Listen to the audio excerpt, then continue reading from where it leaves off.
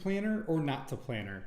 That is the question. Nice. So, it's a common question that comes up, and a lot of people really don't understand fully what planners do. I think a lot of people have misconceptions and thoughts that maybe it's just like, it's J-Lo and in the wedding planner, or it's somebody who just sets up a couple things, or it's somebody who walks around in a headset and all these sorts of things. So we'll clear up some of those things today here. So the two key things that we will touch on are, should you hire a planner? I think we all know the answer to that. And two, how to choose a planner, which can be really, really overwhelming when there are a lot of options that are out there, and there's a lot of different offerings. It's not just like a cookie cutter thing. Like, everyone is different. So Samuel kind of touch on some of those things and how you should choose your planner, because everyone's not perfect for each other. So that being said, should you hire a planner? So Sammy, what do you think? I mean, my blanket answer is obviously yes. So did you know that only 16-17% of couples on average, this is coming from the Wedding Report, are actually hiring a planner? Wow, that's a very small percentage. It's way too small, in my opinion. Way too small, yeah. I think a lot of people think planners are a luxury, and what they don't realize is planners are really a necessity, just like any other vendor on your team.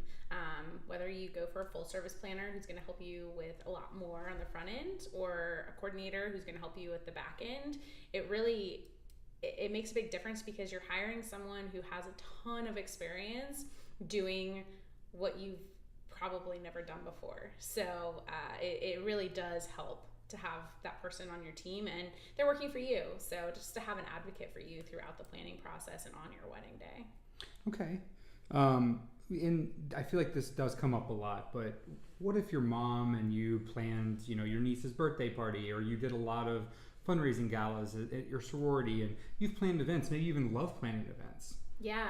Well, I mean, even before we planned our wedding, I had planned a lot of events, but never a wedding. So you can definitely apply a lot of event planning experience to weddings. So I think if you have experience doing it and you feel really confident, then that's great. You can get pretty far in the process on your own. Some things that you'll maybe not be thinking about is like, what about those small things that people don't think about, or how to budget? That's a really hard one that a lot of people, I know we talked about that on our last podcast, but it can be really overwhelming. And that's something a planner can really, really help you with. They can help you stretch your budget. They can help you, where to cost save, where to DIY, where to put your money. So that's something super helpful, like that a lot of people who even have event experience don't necessarily think about. But still, also, as you get towards the end, there's a lot of things that need to get done and that need to be really properly executed to make your wedding day seem very seamless. And I think most people can probably agree they've been to weddings that are like really awesome and seem really easy, and then weddings that maybe are a little more choppy and don't seem quite so easy, and probably the difference of the planner. So they're helping you to think through everything. They're thinking through the logistics of how the day is going to run and making sure it's going to flow well and that everything's going to seem easy. And it seems easy for you because you actually get to be a guest. So even if you love planning events and love planning weddings and all of those things, it really helps to have somebody who can talk it through and kind of be that third-party, non-biased person helping you out. Well, and I don't think anyone really wants to work on their wedding day. No, right? You shouldn't. Right. And obviously it sounds biased coming from me, but really you'd want to be a guest. Yeah, absolutely. And I think you make a good point too, that it's good to have a sounding board for somebody that understands events that you can bounce ideas off of. I think that's super important with not just wedding planning, but really life in general. People that are just exchanging experiences can help you see things in a different way. Yeah, and like even a lot of times your friends aren't getting married at the exact same time as you or in different places. So as much as you can talk to them about your wedding all day, every day, maybe they don't want to hear about it all day, every day. So it's nice to have someone who you can talk about weddings, nonstop with, and who can help you with all those things and just provide guidance that you otherwise wouldn't have, that really helps to make it easier, because planning your wedding should be fun.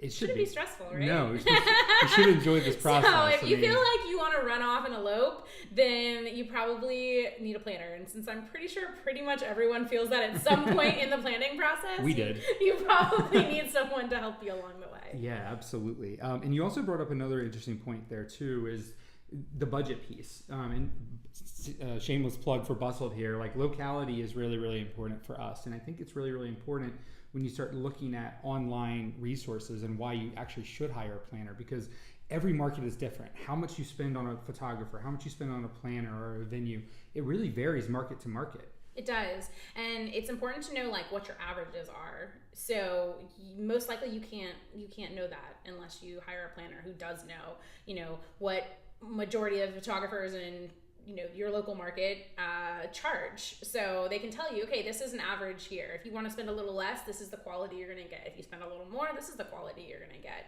And so if photography is really important to you, then they can help you with that. And I know we talked about this last time, but prioritizing and spending the money where it's going to matter.